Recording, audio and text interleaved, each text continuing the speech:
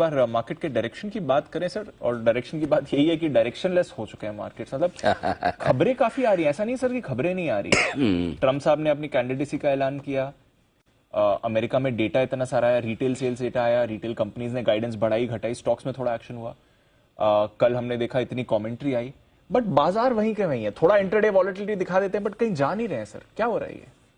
नहीं, वो ये मीन रिवर्सल वाला जो अंग्रेजी में कहते हैं वो वाला मामला है कि मतलब कभी बाजार बहुत एक्शन दिखाएंगे, वोलेटाइल होंगे, ऊपर नीचे होंगे, कभी एकदम सुस्ती दिखाएंगे और कभी मॉडरेट हो जाएंगे। बट ऐसा कि कभी कभी तो छोटी से छोटी खबर पे इतना बड़ा रिएक्शन, और तो बड़ी खबरों पर भी। हाँ, बड़ी खबरों में आप देखिए कल बुलार्ड साहब ने भयानक वाले खतरनाक बयान दिए। तो अब आप अच्छा सोचो ना, बाकी कोई और खराब दिन होता तो बुलार्ड साहब ने जो कहा कि ब्याज दरें 5 से 7% तक बढ़कर जा सकती है, यानी कि अभी भी यहाँ से अच्छी खासी गुंजाइश है। चलो 5% तो फिर भी एक्सेप्टेबल रेंज है, लेकिन अगर 7% तक की जरूरत आ जाए तो बड़ा मतलब वो तो फिर तो मतलब हंगामा ही मच जाएगा, मतलब फिर तो दुनिया भर के बाजारों की ऐसी तैसी हो जाएगी।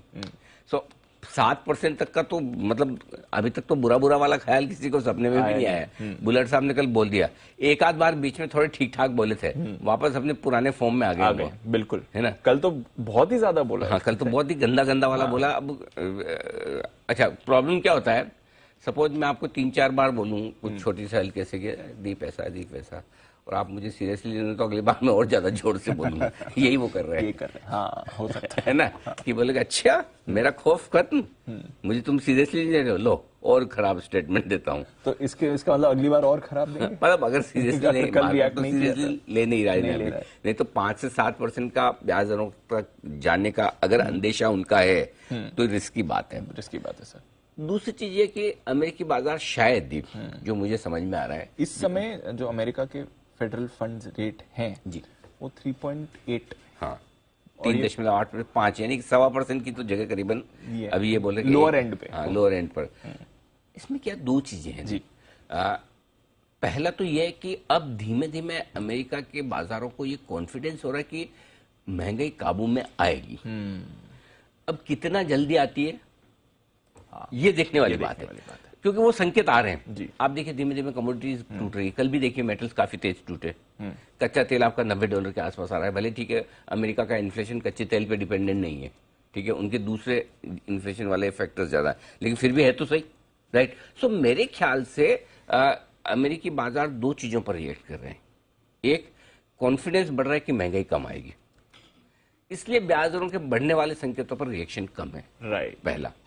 दूसरा, कहीं न कहीं ऐसा लग रहा है अभी नहीं, अब से 6 या 9 महीने आगे की तस्वीर देखने के लिए तैयार हो रहे हैं कि ठीक है, ये 6 महीने मुश्किल वाले निकालने हैं। अब ये 6 महीने में थोड़ा खराब स्टेटमेंट भी आ जाए, थोड़ा ब्याज दरें और बढ़ानी भी पड़ जाए, लेकिन उसके बाद क्या?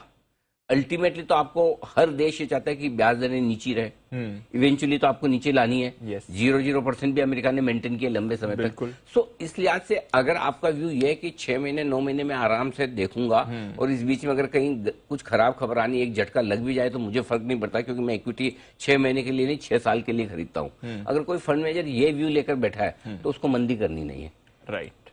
और एक और चीज क्या है दीप की, है ना, सिंपल सा एक फॉर्मूला समझिए। मार्केट का बॉटम तब बना था जब कोविड के केस आने शुरू हुए थे, और मार्केट का टॉप तब बना जब वैक्सीन आ गई, राइट। इसका मतलब क्लियर है, एक ही चीज पे आप बार बार कितनी बार डराओगे किसी को, है ना। तो मतलब क्या वो डर ही निकल जाता, लोग डर गए ना भाई एक बार ब्याज दर। तो आई थिंक वो थोड़ा सा डर जो निकल गया ना, खाली फर्क एक ही है, डरना नहीं, ओवर कॉन्फिडेंट नहीं होना। मतलब वो कॉम्प्लिसेंट हो जाएंगे अमेरिका के बाद, जाओ जो बोलना है खराब बोलो, हम नहीं गिरेंगे, ये चीज नहीं आनी चाहिए। कुछ नया, कुछ वाकई में खास खराब बोले तो उस पर डरना चाहिए, घटना चाहिए। वो एक अच्छा हेल्दी साइन है। मार्केट सेंटीमेंट पे चलता है, 100% चलता है।